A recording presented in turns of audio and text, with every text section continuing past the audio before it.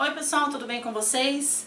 Eu sou a professora Renata, seja muito bem-vindo aqui ao canal Eu Adoro Ciência. Hoje, o 8º episódio da nossa série Biomas e Ecossistemas Brasileiros. Na aula de hoje nós vamos discutir um pouquinho manguezal e restinga.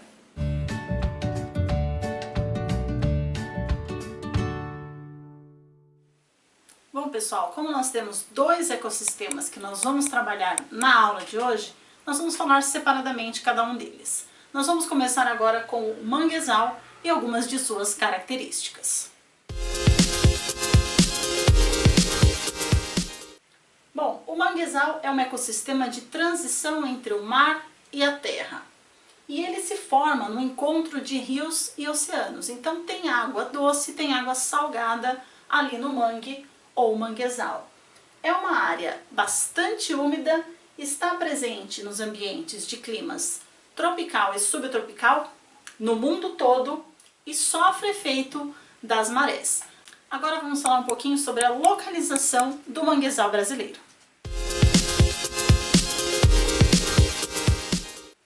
Pelo manguezal ser um ecossistema lá do bioma Mata Atlântica, ele também se localiza em toda a costa brasileira, começando lá no Amapá e terminando em Santa Catarina. E uma outra característica muito importante do manguezal é que a sua terra, o seu solo ali, é bastante alagado. E por causa disso ele acaba ficando pobre em oxigênio. E nós vamos precisar lembrar dessa característica quando a gente falar da vegetação daqui a pouco. E o solo, apesar de ser alagado e pobre em oxigênio, ele é bastante rico em matéria orgânica que é trazida pelos rios. Agora vamos falar um pouquinho então da biodiversidade do mangue. Primeiro a fauna, depois a flora.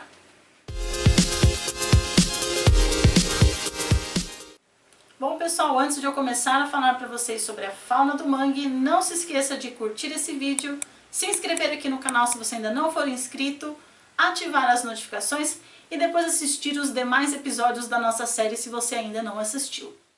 O mangue, ele recebe o título aí de berçário natural. E por que ele recebe esse título? Porque lá naquela região de encontro das águas dos rios, águas dos mares, a terra alagada, bastante vegetação, acaba criando um ambiente propício, com condições ideais, tanto para a reprodução quanto para o desenvolvimento juvenil de muitas espécies, por exemplo, peixes e crustáceos. Mas não são somente esses animais que habitam os mangues. Nós temos uma infinidade de invertebrados como aracnídeos, anelídeos, moluscos, crustáceos e insetos e também muitos vertebrados que dependem ali daquele ambiente, como peixes, obviamente, répteis, anfíbios, aves e mamíferos. Agora pessoal, acompanhe aí a vegetação do mangue.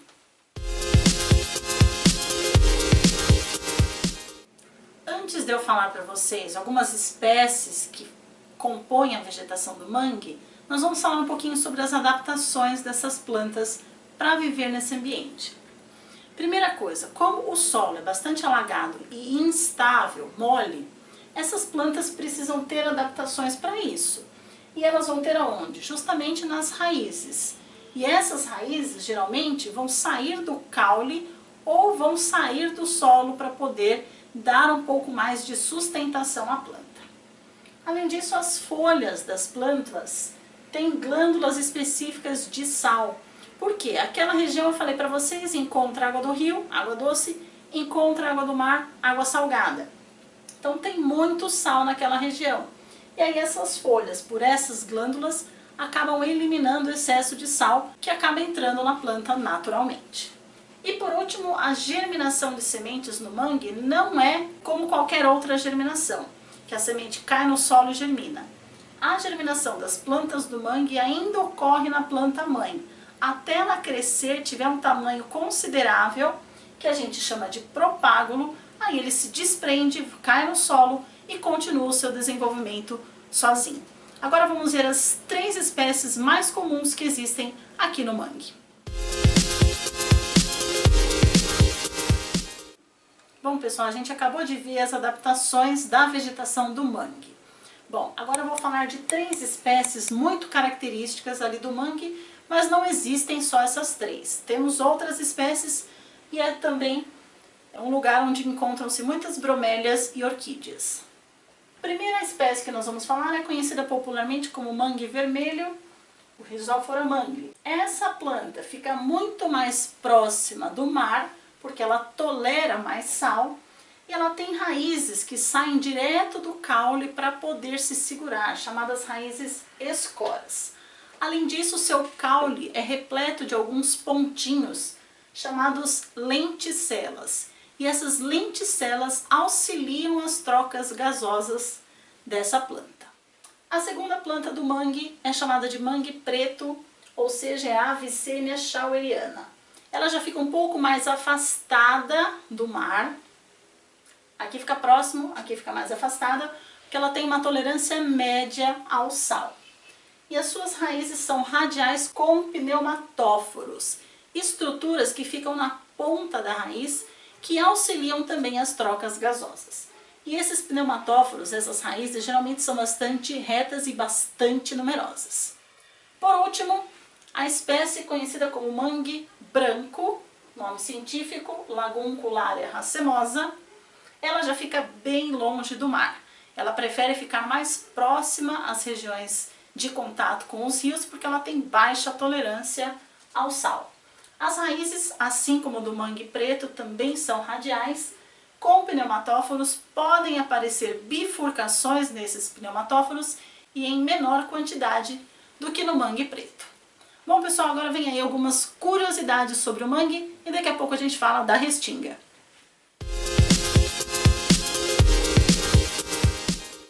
Para a gente finalizar o mangue, vamos falar um pouquinho de algumas curiosidades e a sua importância. Bom, o Brasil tem a maior área de manguezal do mundo, porém 25% do nosso manguezal já foi destruído por dois grandes motivos: a expansão da agricultura e a especulação imobiliária para o turismo. E também é conhecido popularmente como berçário natural, já que muitas espécies vão se reproduzir e se desenvolver naquela região. As suas importâncias. Bom, primeiro, o equilíbrio ambiental. Ele faz a manutenção da vida marinha devido à sua característica de berçário, porque é ali naquela região que ocorre reprodução e desenvolvimento da maioria das espécies marinhas. A vegetação, as plantas ali do mangue contribuem para o sequestro de carbono, e isso é muito importante para reduzir o efeito estufa, já que o carbono não fica na atmosfera.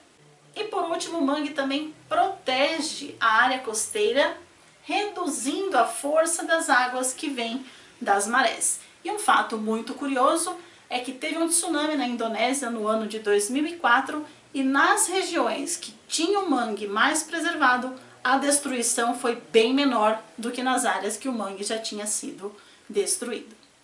Curioso, né? Bom, gente, agora vamos falar um pouquinho da restinga, que é um outro ecossistema litorâneo que faz parte do bioma Mata Atlântica. Para começar, nós vamos falar um pouquinho sobre as características e a localização da restinga. Bom, a restinga localiza-se praticamente em toda a costa litorânea, já que ela é uma faixa arenosa. O solo é arenoso e tem influência do mar sobre isso, e acredita-se que a formação das restingas deve ter acontecido há milhares de anos devido ao recuo do mar. E aí, grande quantidade de areia ficou nessa região. Agora vamos falar um pouquinho da biodiversidade da restinga. A vegetação da restinga, apesar de parecer uma região pobre, isso não acontece. Tem uma vegetação bastante rica e vários estratos. A restinga não é uma coisa única. A gente divide de acordo com a topografia do terreno e também dos fatores abióticos dos ambientes. O primeiro tipo de restinga que a gente chama é a restinga de cordões arenosos, que estão nas faixas de elevações. A vegetação ali pode ser herbácea, até 1 metro, pode ter a vegetação arbustiva, até 5 metros, isso é contínuo, tá, gente? É na sequência. E nessa área arbustiva tem bastante gramíneas, Depois a gente chega na floresta baixa de Restinga, que aí já não tem muito a ver com aquilo que a gente imagina, de areia e aquelas plantas rasteiras. São florestas mesmo, ficam na planície costeira, já que a Restinga emenda com a Mata Atlântica e pode ter árvores ali de até 15 metros, porte grande, além de muitas epífitas, como orquídeas e bromélias. E por último, a floresta alta de Restinga, que é a área da Restinga que está mais longe do mar. O solo já é fértil e bem drenado, apresenta vegetação com árvores de até 20 metros e o dossel dessas árvores é bastante fechado. Ou seja, já é a transição entre a Restinga e a mata pluvial, a Mata Atlântica. A outra área é a área das faixas das depressões. Depressões são buracos. E nós temos dois tipos de florestas nessas áreas da Restinga. A floresta alta alagada e a floresta paludosa. E essas duas florestas apresentam plantas com adaptações ao alagamento, já que nessas regiões ocorre muita intensidade de água e costuma ficar bastante alagada. Agora vamos falar um pouquinho da fauna e da importância da Restinga. A fauna mais característica da Restinga é composta por aves migratórias e pelas tartarugas marinhas, que chegam nas restingas, saem da água da praia, chega na Restinga, faz o seu ninho e a desova. E as aves migratórias, como o papagaio de cara roxa, que é muito comum do estado de São Paulo até Rio Grande do Sul, a coruja buraqueira, que existe desde o Canadá até a Argentina e praticamente em todo o Brasil, e o formigueiro do litoral, que é uma espécie endêmica lá da região dos lagos, no Rio de Janeiro. Para finalizar, gente, vamos falar um pouquinho da importância da Restinga. Bom, é um ecossistema de proteção, dupla proteção. Protege a biodiversidade da própria Restinga e também protege o manguezal, tanto o próprio ecossistema quanto dos seres vivos que ali vivem. E outra importância da Restinga é fixar as areias e as dunas da região para evitar a erosão nas praias. Agora, os impactos negativos que o ser humano, obviamente, está causando na Restinga. Assim como em qualquer outro bioma que nós discutimos até agora, o ser humano está degradando também a Restinga, colocando a biodiversidade local em risco de extinção. E isso devido à expansão das cidades que estão chegando cada vez mais próximas do litoral. E mais uma vez eu repito, precisamos rever os nossos hábitos, aquilo que a gente faz que danifica o meio ambiente, e o pouquinho que a gente faz para melhorar pode ser muito para a natureza. E não se esqueça que preservar é viver. Espero que vocês tenham gostado de mais esse episódio da nossa série Biomas e Ecossistemas Brasileiros. Se gostou e ainda não curtiu, deixa o joinha, aproveita para se inscrever, compartilha com os seus amigos esse vídeo, a nossa série. Esse conteúdo é muito cobrado em vestibulares e vestibulinhos. Na próxima semana a gente vem com o 9º e penúltimo episódio da nossa série, falando um pouquinho sobre os campos rupestres e campos de altitude. Muito obrigada por terem assistido esse vídeo até aqui e até semana que vem.